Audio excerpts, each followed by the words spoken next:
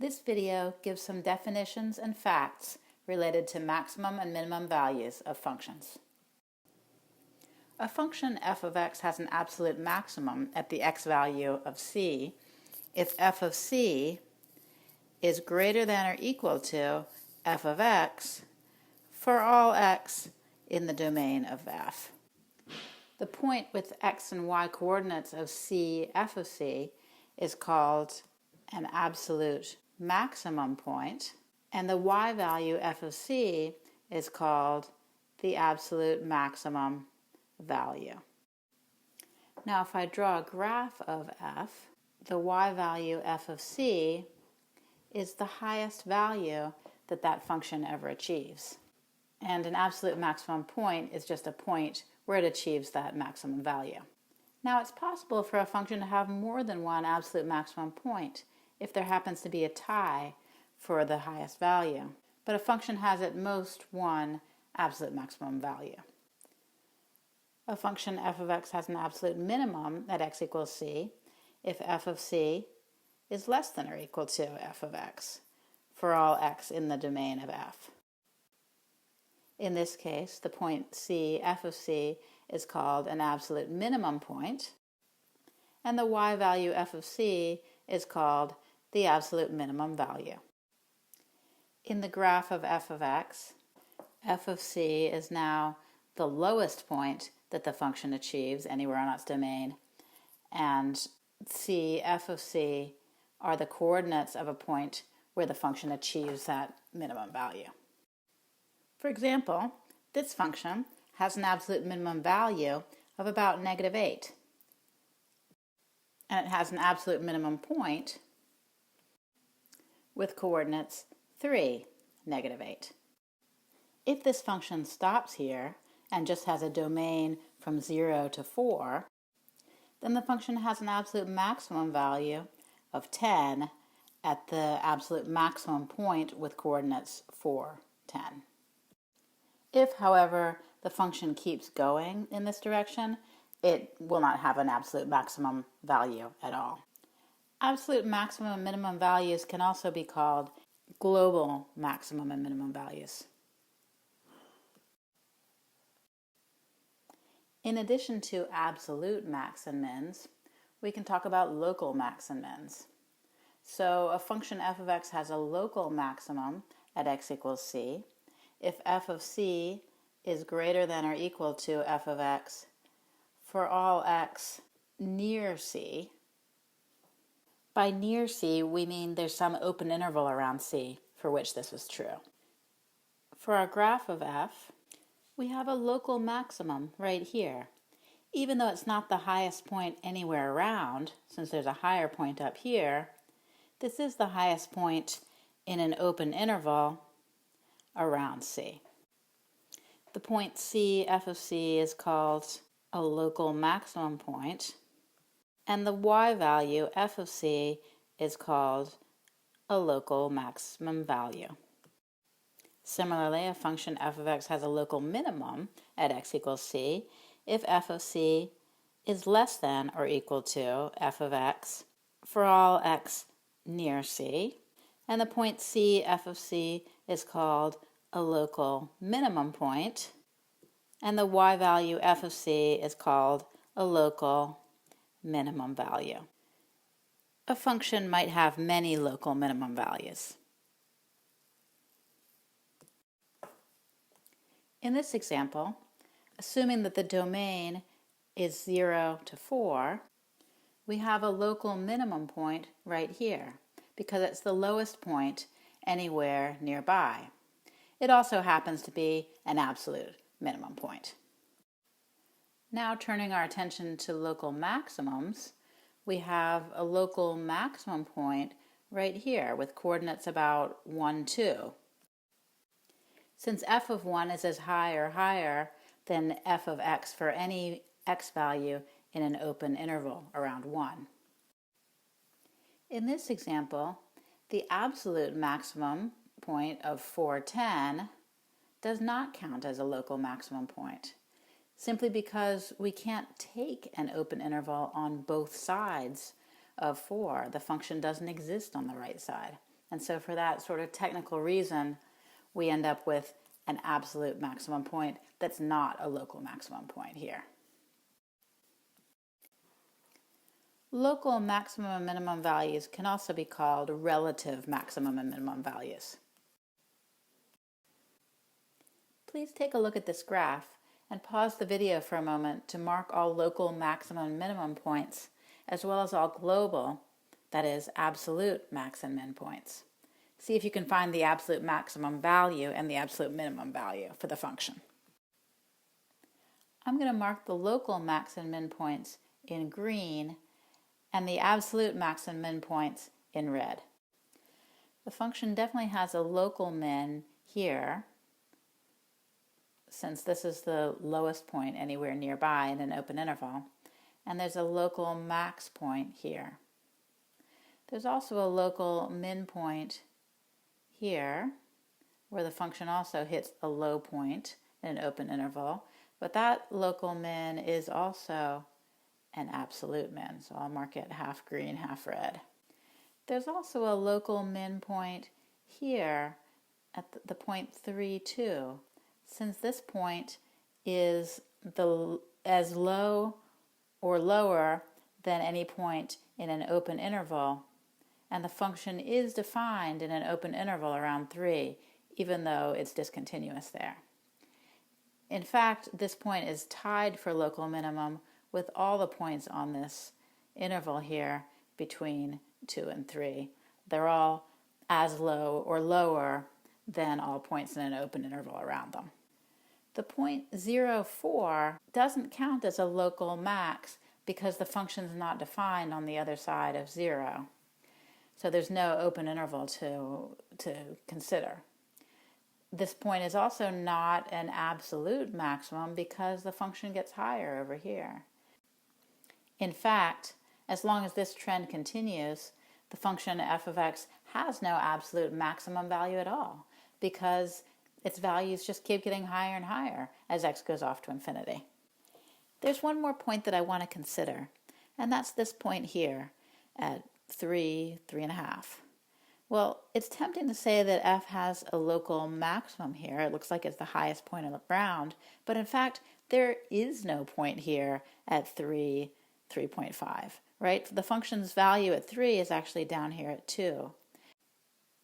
So there's no point here to be a local maximum point. And if you start looking at points really close to that point, those aren't local maximums either, because you can always find a point just a little bit higher as you get closer and closer, but don't quite reach this missing point of 3, 3.5. So we have all the absolute and local max and min points marked, and now to find the absolute maximum value, well, we just said that there is none, but the absolute minimum value is the y value of this absolute minimum point here, so I'd say that's about 0.5. Let's think for a moment about the relationship between absolute maximum points and local maximum points. Please pause the video and answer these two true and false questions.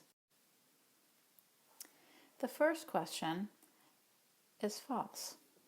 A local maximum point does not automatically have to be an absolute maximum point, right? We've seen local maximums that were the highest nearby, but not the highest anywhere in the domain.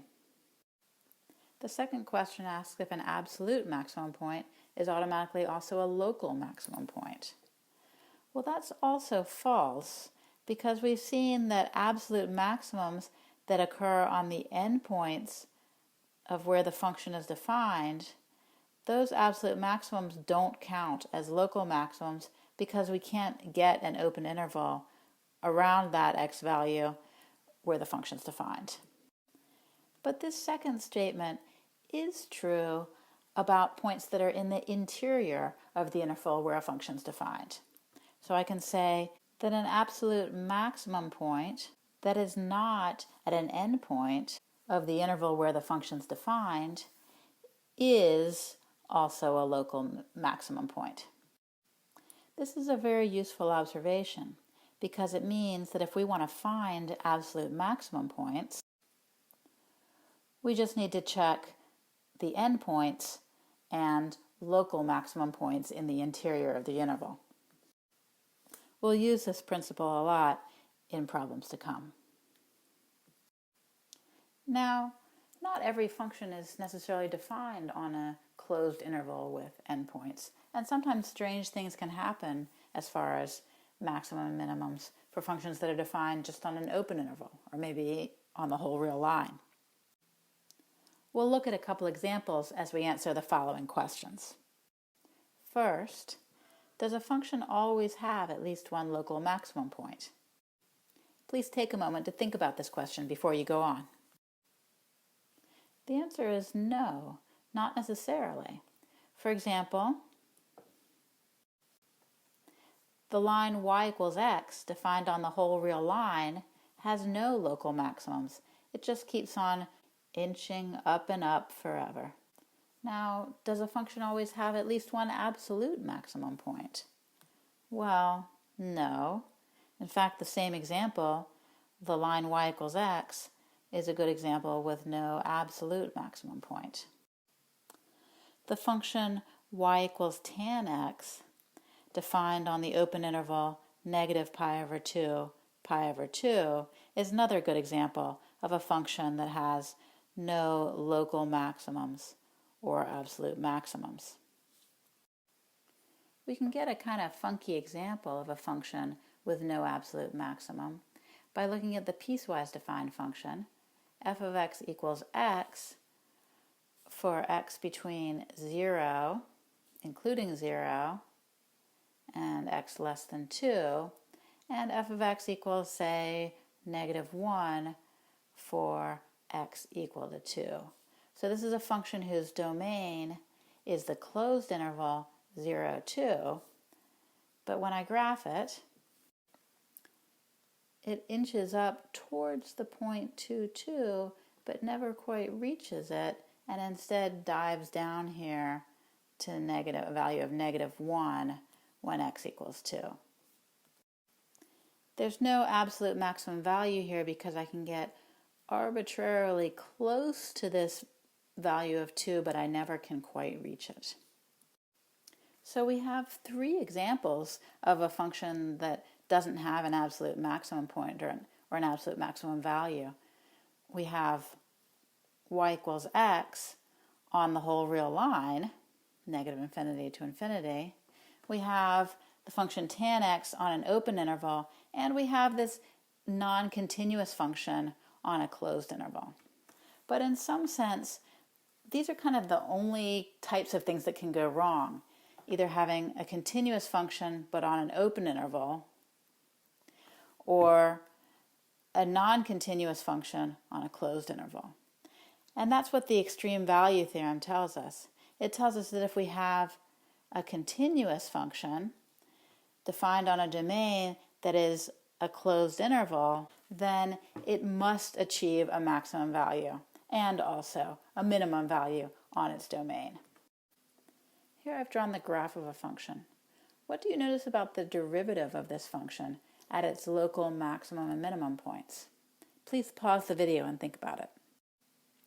Well, the local maximum and minimum points are here, here, and here. And at two of those points, the derivative, f prime of c, equals 0. And at the third point, f prime of c does not exist because the function has a corner. A number c is called a critical number for a function f if f prime of c does not exist, or f prime of c exists and equals 0.